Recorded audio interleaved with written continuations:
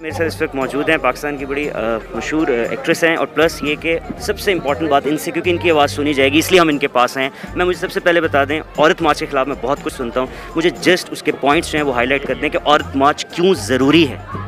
क्योंकि औरत की आवाज़ बहुत कम सुनी जाती है। लोग थ्रेटन्ड फील करने लगते हैं अगर कोई ये कहता है कि औरत किसी अपने घर के मर्द की इजाज़त के बगैर अपनी ज़िंदगी के बारे में कोई फ़ैसला कर रही है।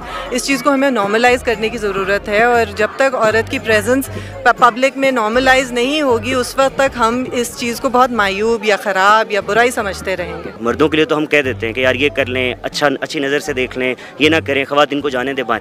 ख़वातीन के लिए आप क्या कहेंगे? ख़वातीन के लिए मैं तो ये कहूँगी कि सबसे ज़्यादा ये है कि जब मौका मिले, जहाँ मौका मिले, अपनी तरबियत में इजाफ़ा करें, पढ़ें लिखें, कोई ना कोई नौकरी, कोई जॉब, कोई फाइनेंशियल सिक्योरिटी हासिल करें ताकि वो मजबूर ना हो मुश्किल किस्म की ज़िंदगियों में रहने पे।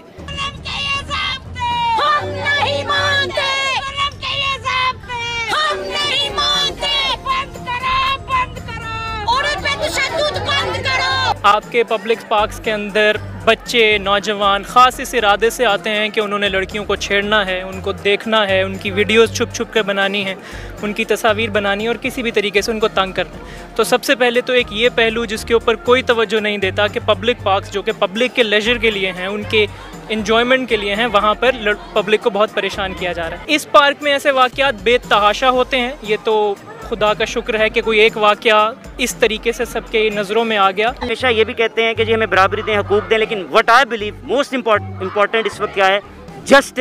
जस्टिस मिलेगा तो बराबरी भी होगी, सब हमारे हकूक़ हमें मिल जाएंगे। इंसानियत जिंदाबाद, पाकिस्तान जिंदाबाद।